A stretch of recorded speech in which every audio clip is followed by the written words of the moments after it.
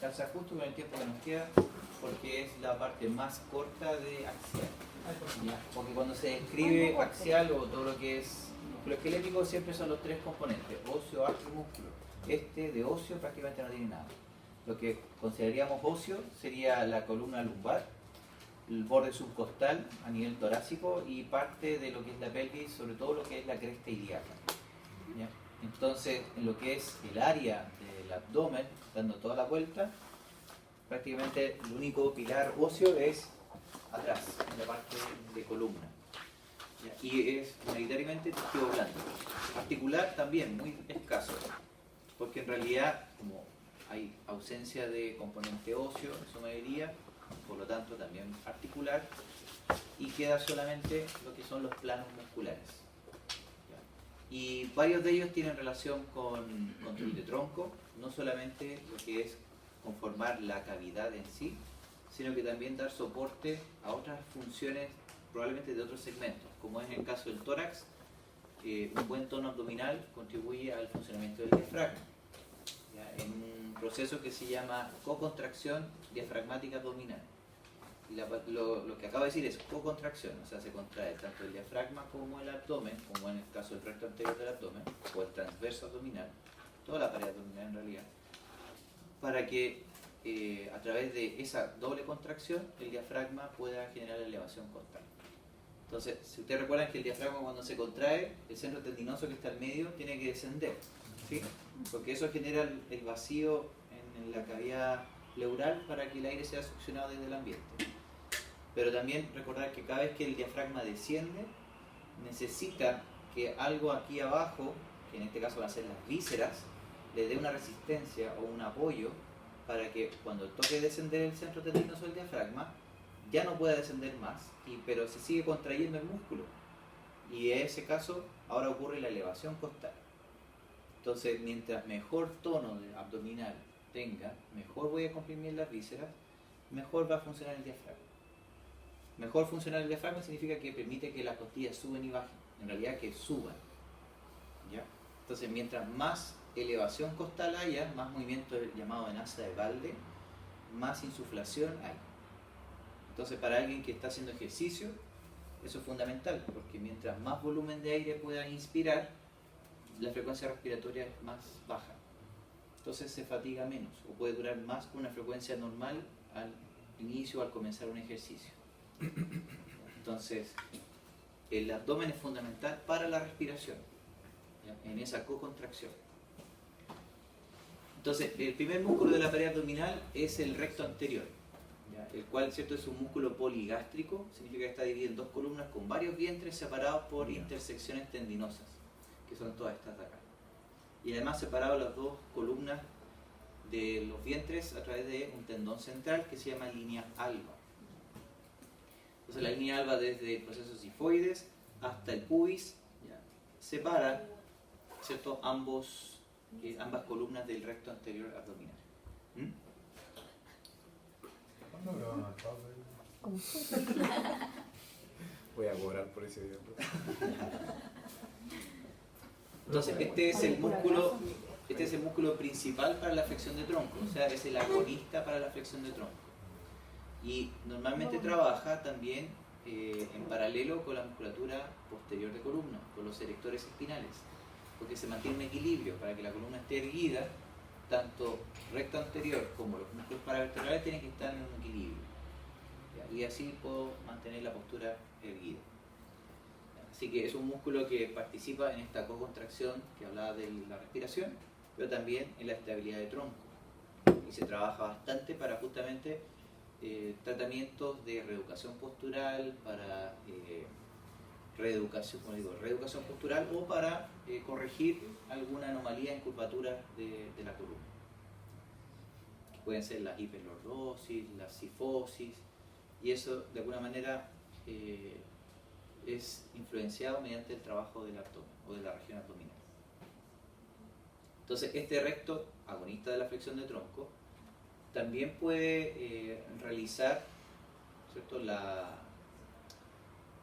digamos, el movimiento de pelvis.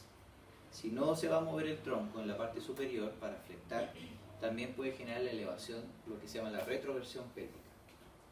Como cuando se puede concentrar un ejercicio para vientres inferiores, cuando alguien se puede suspender en una barra, ¿ya? Y con las piernas, ¿cierto?, la eleva. De esa manera puede mover la pelvis y se concentra el ejercicio sobre todo en los vientres inferiores. ¿Ya? Entonces ese movimiento de llevar la pelvis de este sentido se llama retroversión pélvica.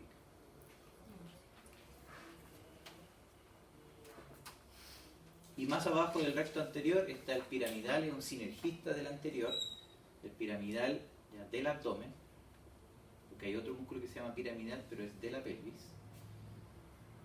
Este músculo piramidal, ¿Sinergista de qué? del recto anterior.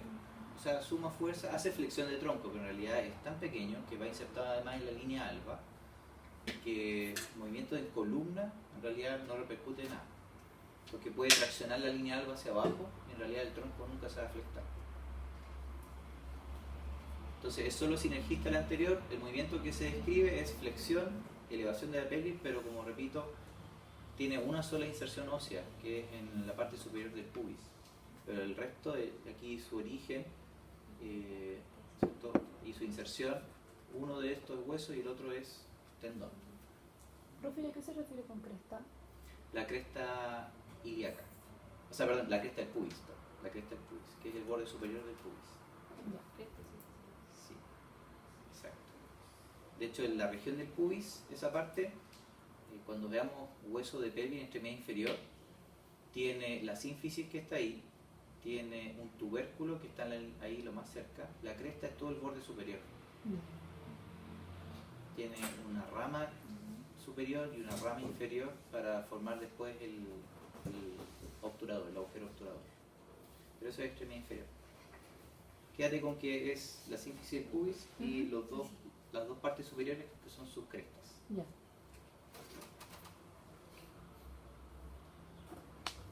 Y está el oblicuo externo. Hay dos oblicuos, un oblicuo externo e interno. Y acá hay que prestar atención porque son músculos que trabajan de manera contralateral, o sea, cruzado.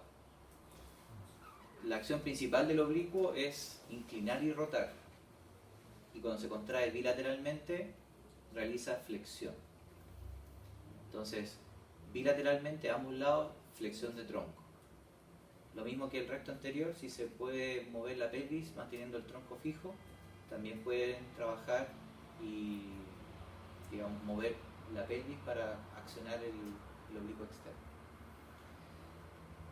Y lo que escribí en rojo es porque si se observa acá, esto es oblicuo izquierdo, este es el derecho, las fibras están señalando en qué dirección se va a mover el tronco, manteniendo la pelvis estática.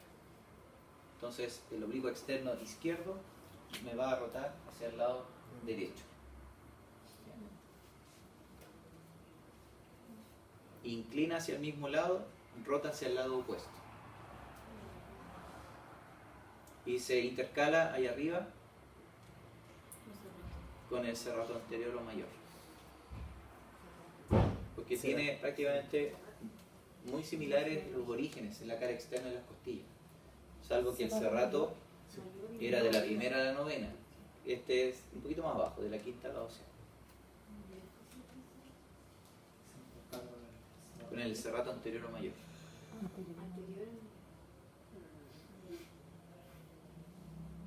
Y debajo de este está el oblicuo interno. Entonces, el oblicuo interno hace la acción opuesta.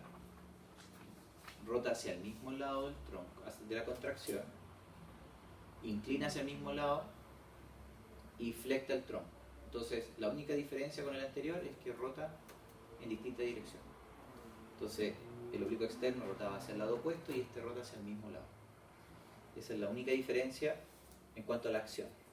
La rotación del tronco es hacia el mismo lado de la contracción. Por eso es que se trabaja cruzado. Si se trabaja el oblicuo externo izquierdo, el interno derecho es el que va a activarse. Por eso que es como cuando llevan el codo hacia la rodilla. ¿Cierto? Cruzado. ¿Mm? ¿Y ese que hacen así? ¿Ese está malito? Buena pregunta. Porque lo que hacen muchas veces es tomar una pesa, ¿cierto? Y están mirando enfrente o un espejo y hacen esto. Sí, pero eso no sé. Eso está mal. Lo que está bien es trabajar la fase excéntrica de este lado. Por lo tanto tendría que bajar lento y luego vuelvo a subir hasta la línea media. Y eso es suficiente. ¿Para qué? Para que la fuerza no cruce el plano o la línea media. En este caso, si yo sigo avanzando, que igual se va a seguir contrayendo del lado derecho, va a pasar de que la fuerza cruza a nivel de los discos intervertebrales.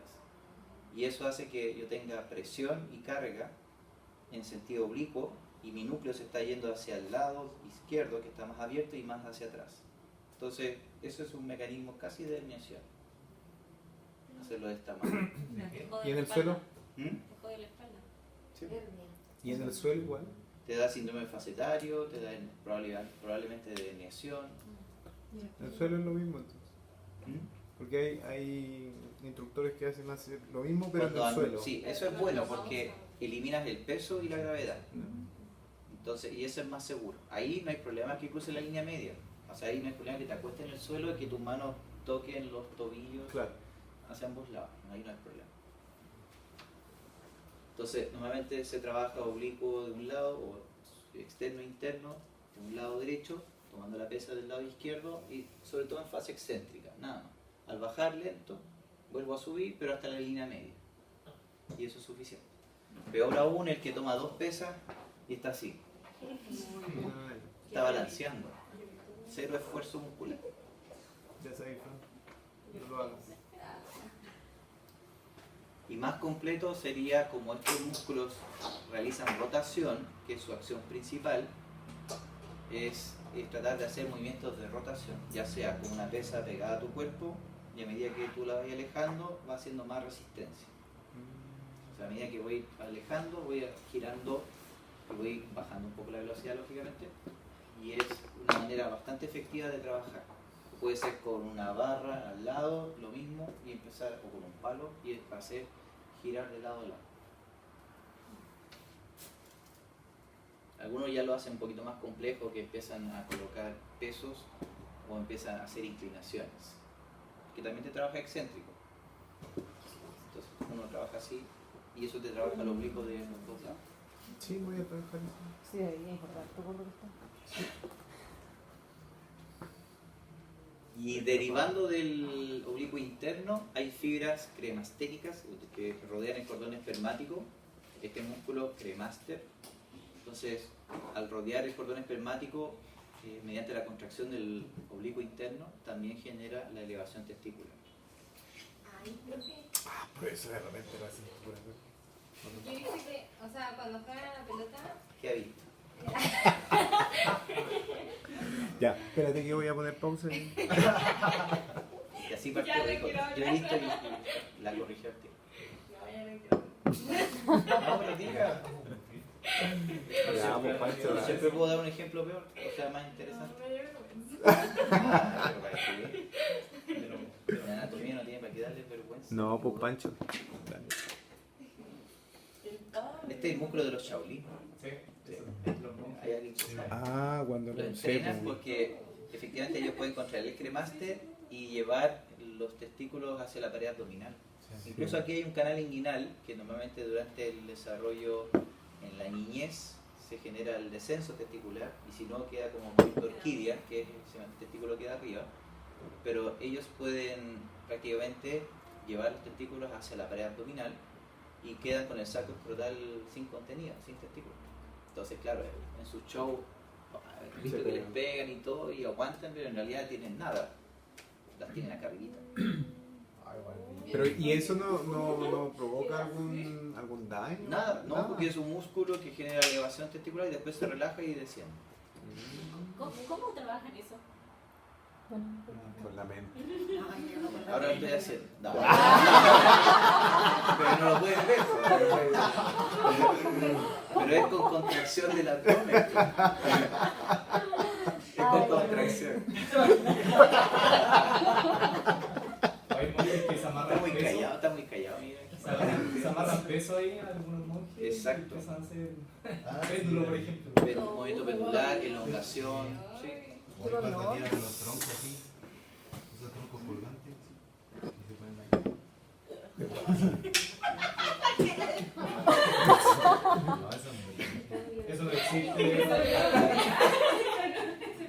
Eso lo inventaste tú. Usted no lo haga en casa. ¿Qué tipo de ejercicio estaba haciendo? Bien, después viene el más profundo, es el transverso del abdomen, ¿ya? Que es de todos el que tiene más relación con esta co-contracción diafragmática abdominal.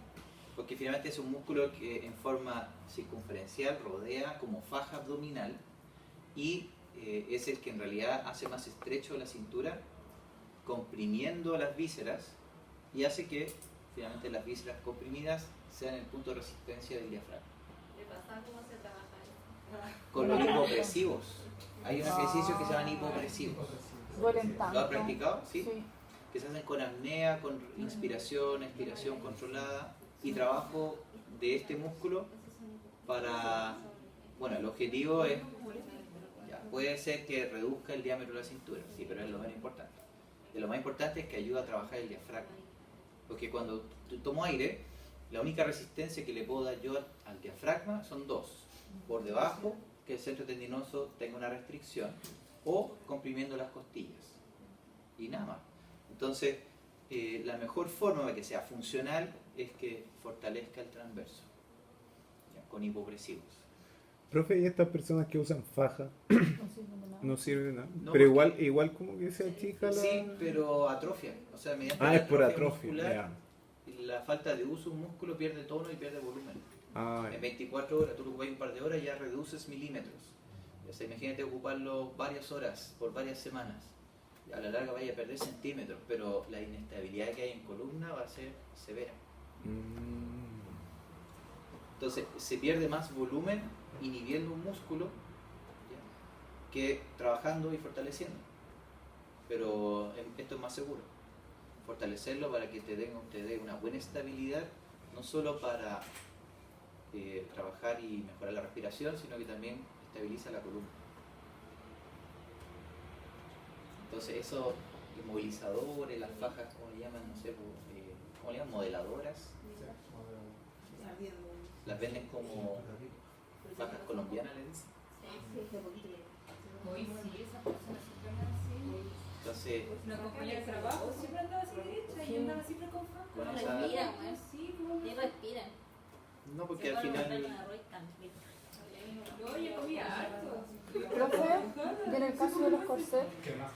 que tienen como esos palitos, porque las fajas igual se mueven, pero el corset igual es como más estable. Sí, lo importante es que se entienda que un músculo que no se usa se atrofia. Entonces, si te produce inmovilización, ¿Mm? los músculos se van a atrofiar. No. Sí o sí. Profe, ¿este músculo está debajo del oblicuo interno? Profundo al oblicuo interno, sí. De hecho, tiene, mira, esta ubicación, así. Si cortamos el abdomen así horizontalmente, la pared se vería de esta forma. La piel, el tejido graso subcutáneo, que puede ser así o puede ser así. Y aquí están los rectos, vientres de rectos, ahí está la línea alba, y ahí están los tres planos. ¿Por qué se Oblicuo llama externo, interno y el transverso. Porque así lo inventaron. Pues. Entonces es el más profundo de todos, ¿sí? Y además se puede ver acá que la línea alba por detrás no tiene ni por delante tiene plano muscular. ¿Por qué? La línea alba de Es tendón, un tendón central. Sí, es colágeno más denso que un ligamento y por lo tanto se convierte en tendón. ¿Ah? Sí, da harto, finalmente, porque los tejidos blandos pueden dar, dependiendo de su naturaleza, si es músculo puede dar bastante más de tensión, o sea, de estiramiento. Los más restrictivos son los ligamentos, después vienen los tendones y finalmente los más laxos son los músculos. De hecho, lo más laxo de músculo después viene la piel. Y pasa que la línea alba también, como no tiene plano muscular ni por delante ni por detrás, puede estar expuesta a un aumento de presión intraabdominal, ya sea por ejemplo durante el embarazo, y se puede ir separando, dilatando o incluso rompiendo, que puede generar una hernia abdominal. Sí, porque normalmente dicen que dentro del embarazo, bueno, la típica no vas a recuperar tu figura porque esa parte se te rompe, pues se separa. Sí, se separa, se cicatriza a medida que va aumentando el tiempo, y como no es elástico como el músculo, normalmente puede quedar con una separación, pero eso se puede suturar, porque eso es un plano de tejido blando que lo hacen, y lo hacen en las hernias abdominales. lo vuelven a suturar o colocar un parche para reforzar ese espacio más débil.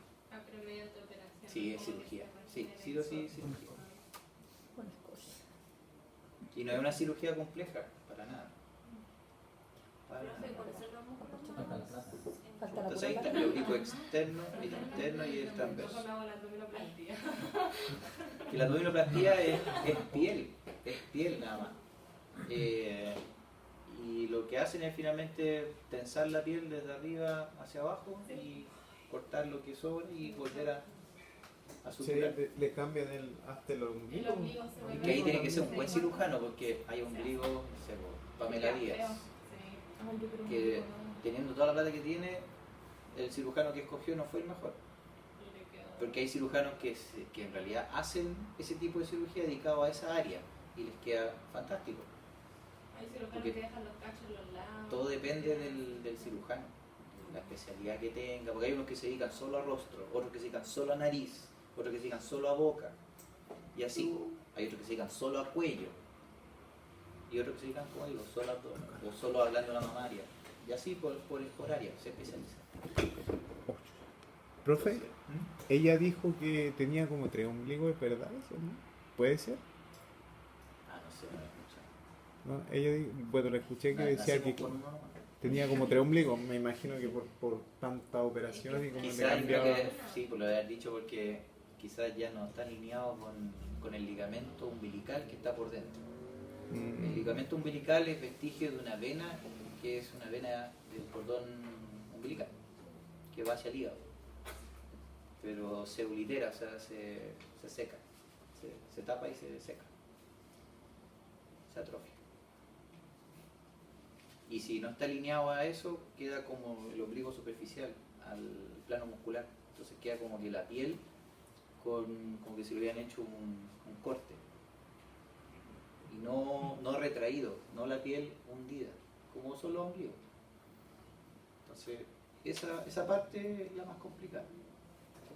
Sale más fácil llegar, estirar, cerrar donde estaba el ombligo, cortar lo que da afuera y hacer un nuevo orificio y listo. Pero suturarlo hacia adentro es lo más complejo.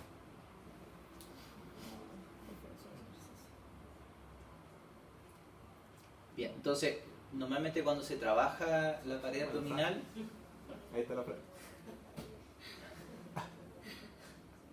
pueden hacerlo de los distintos niveles de complejidad. En realidad hay un sinnúmero de variaciones. Puede ser con polea alta, como lo está haciendo ahí, enfocado. ¿Para qué creen ustedes? ¿En qué parte del abdomen? ¿Inferior, medio, superior? La polea alta que estaba haciendo. ¿Para qué parte de la franja le trabaja? ¿La inferior, media o la superior? Superior. Inferior. Inferior. La Superior. Ahí lo se va a repetir. Superior. ¿Sí? Sí, superior. Ya, ese está claro que es inferior, porque el tronco arriba se queda inmóvil y lo que trabaja es más movimiento de la pelvis. Este en realidad como que trabaja todo, porque hay tanto movimiento de tórax como de pelvis. Y este, superior, exactamente, es superior. Lo que más se conserva es justamente la posición de la zona lumbar baja y lo que se mueve es la parte alta. Entonces eso es donde más se conserva. Eso es completo. De hecho, mantener ahí el estiramiento máximo es isométrico, puede mantenerlo en isometría. Y es el más completo, pero ¿Sí? el más difícil. ¿Sí? Pero duele harto la espalda, ¿no? ¿O es porque Sí, se hace? duele porque también se trabaja, hay que trabajar buenos estabilizadores y directores espinales. Claro. No es llegar y lanzarse con esa rueda porque te puede generar síndrome facetario. Imagina a Paula sacándose la cresta así. No, ay, yo me estiro harto. Hago un super. Y el de abajo era, ¿cierto? Estaba haciendo hipopresivos. Perdón, ay, ¿por qué se... Play. No funciona. Retrasada, ¿no?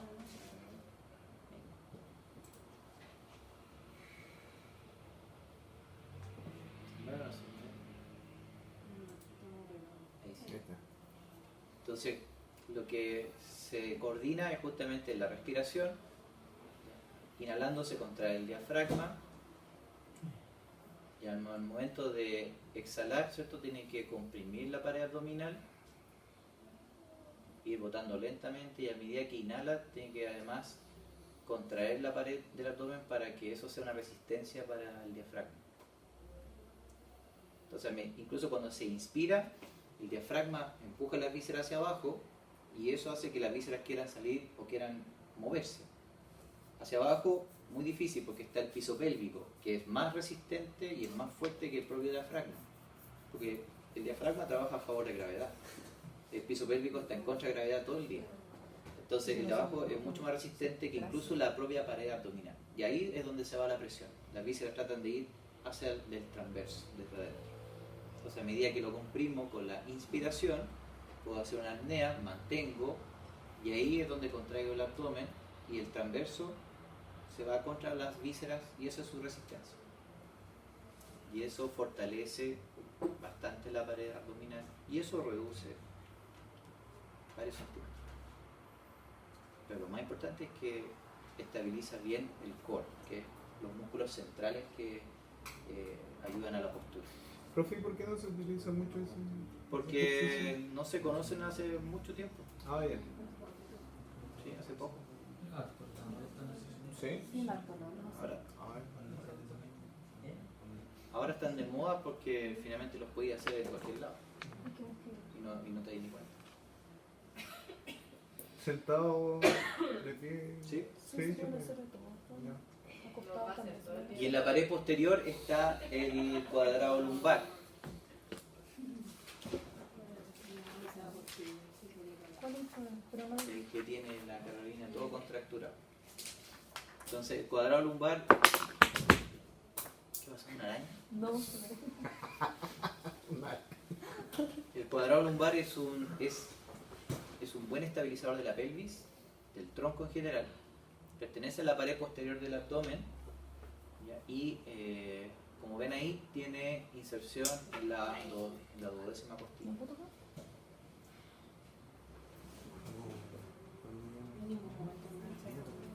Sí, no. Sí, también. Tiene transversas lumbares, tiene tuberosidad ilíaca y cresta ilíaca. Sí, abarca, de hecho toma ahí todas las inserciones ahí. Entonces, cada vez que uno camina, por ejemplo, al dar el paso hacia el frente, cuando uno levanta el pie derecho, ¿cuál creen de los cuadrados se contrae? ¿El izquierdo o el derecho? El izquierdo. ¿Va contra la pared o No, no? no, no, No, El contrario. ¿es contrario? ¿Contra la pared? No. Ah, ¿verdad? Sí, por el contrario. ¿Por qué? Porque el que realiza la fuerza para mantener la estabilidad. Están todos pensando en el glúteo medio. Porque efectivamente cuando yo doy el paso, el oblicuo del mismo lado es el que se contrae, perdón, es el cuadrado lumbar derecho el que se contrae. Porque necesita que desde mi tórax, desde mi columna, sostenga la pelvis, la mantenga arriba. A su vez, de este lado, el pie de apoyo, el glúteo medio de este lado, está, que es ese, el glúteo medio está contrayendo desde abajo para sostener la pelvis. Entonces, si yo doy el paso, estoy mirando a alguien de frente, entonces doy el paso así, se va a contraer este cuadrado para mantener la pelvis elevada. Como este pie va a estar en el aire, necesito un músculo de este lado para que la pelvis sea sostenida de este lado. El punto de apoyo, ahí está la articulación coxofemoral, la cadera. Entonces doy el paso hacia el frente y con este glúteo medio contraído, la pelvis no cae. Si lo tengo débil, pasa eso, uno bascula. Entonces la gente que tiene debilidad de glúteo medio camina como así.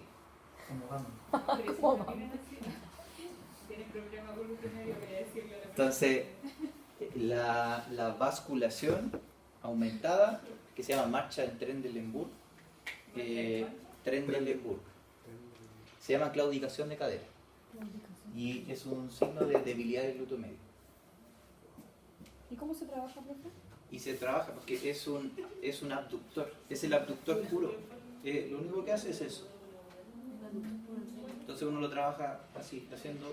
Pero con elástico, Puede ser con elástica, peso, puede ser peso libre. ¿Ese peso que se pone en la pierna? También sirve, sí.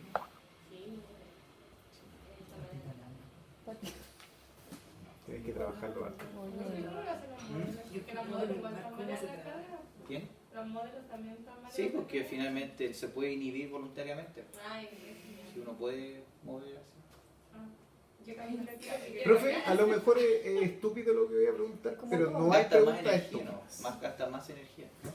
a ver, pregunta tu estúpido. Ya. Hay mujeres que son más caderonas.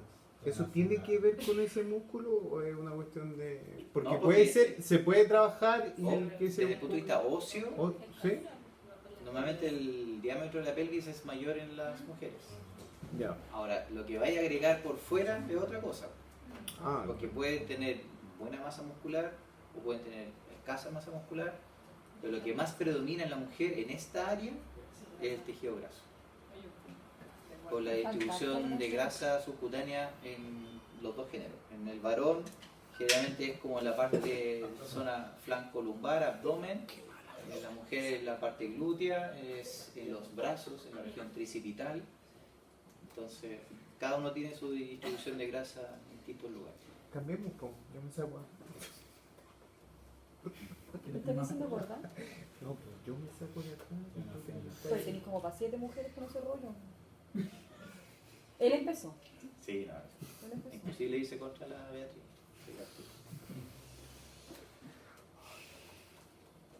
Continúa. Ya, ¿qué otro movimiento hace? Porque no está anotado acá. Porque puede hacer esto de elevación de la pelvis, flexión o inclinación lateral, ¿cierto? Porque se contrae ese mismo lado. Desciende las costillas, pero además, ¿qué puede hacer? Si le muestro esta imagen. Ya es un corte sagital. Que ya podrían decir qué movimiento puede hacer. Que no está. ¿El de postura? Así, así. No hay un movimiento que se llame así.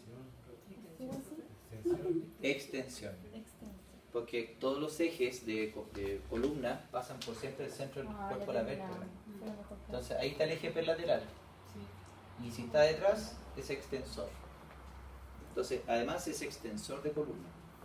Pero si la columna está fija, está estática, estoy recostado, por ejemplo, en una superficie y no puedo irme hacia atrás, lo que puedo hacer también es mover la pelvis. Y el movimiento de la pelvis apoyado sobre la cadera, que es hacia adelante, que esto sube. ¿Cómo se llama este movimiento? Mover la pompa. Se llama twerk. Twerk. Se llama anteversión pélvica. Anteversión. La anteversión es como cuando paran el potito, paran la colita. Entonces la anteversión es también contracción. De hecho se pueden sentir atrás en la zona lumbar. Cuando hacen eso, se siente como los músculos se contraen en la parte posterior. Las mujeres que ocupan mucho tacos Se contracturan, acortan mucho. se acortan. Sí, exacto. Y después cuando se bajan, sufren. Y empiezan a sufrir no solo de la columna, sino que también de la articulación sacroiliaca, que es esta. Porque finalmente tanto lleva la pelvis hacia adelante que a la larga esta articulación sinovial plana se mueve muy poco, pero si la estoy forzando a mantenerse inclinada, a la larga durante todo el día empieza a moverse grados. Pero no es lo habitual. Entonces cuando se bajan los tacos, otro día que va a usar zapatillas, ese dolor sacroiliaco es severo. No, no Genera me- disfunción, se no me acumula, pasa. se acumula. O a veces también cuando tienen mucha cola, por decirlo así, también hacen ese... Es que por la hiperlordosis también, pues sí. Este es un músculo que se elonga en hiperlordosis, se relaja en hiperlordosis, se inhibe y se fortalece la pared anterior del abdomen. También se la Estúpido. corta el ligamento del pie también. Sí. Sí, pues, es una cadena, Sí. porque todo nuestro esqueleto y nuestro tejido musculoesquelético es una cadena de inserciones. O sea, si yo muevo algo, en algún lado va a repercutir que voy a cambiar la longitud o tensión de un tejido en otro extremo. Es lo mismo acá, pues si yo hago anteversión, esto se va así, este se acorta, pero la pared abdominal se alarga. Entonces, porque aquí está el punto de apoyo, donde se podría generar una palanca, ¿cierto? El interapoyo. Entonces, si yo muevo o lo mismo acá, los isquiotibiales vienen desde acá, insertados en este hueso, en la tuberosidad isquiática, que es como donde uno están sentados ahora. Entonces, si tengo los isquiotibiales acortados, mi pelvis, ¿hacia dónde se va? ¿Hacia anteversión o retroversión? Retroversión. Hacia retroversión. ¿Y eso alarga o acorta el cuadrado? Alarga. Lo alarga. ¿Y eso alarga o acorta el recto anterior? Lo acorta. Eso es una cadena, que a la larga pueden partir incluso de más abajo. ¿Y eso se puede recuperar? Sí, pues se trata. Se trata. Y así tienen que ir deduciendo, que a veces para mejorar una postura ni siquiera tengo que enfocarme en el área. Por ejemplo, acá me voy hacia los pies. Porque probablemente la causa en postura siempre está en el análisis desde abajo hacia arriba. Entonces puede ser un pie plano, puede ser un calcáneo valgo, puede ser algo que abajo esté repercutiendo como cadena hacia arriba. Esto podríamos llegar a conectar hasta la TM. Creo que en este caso se pueden hacer estiramientos como para volver al... Sí, pues, elongaciones, relajación, inhibición. Inhibición no es lo mismo que elongación. Inhibir un músculo significa disminuir su actividad o su electroestimulación, su inervación. A veces se hace con inyecciones o a veces se hace con mantenimiento de posturas por mucho tiempo.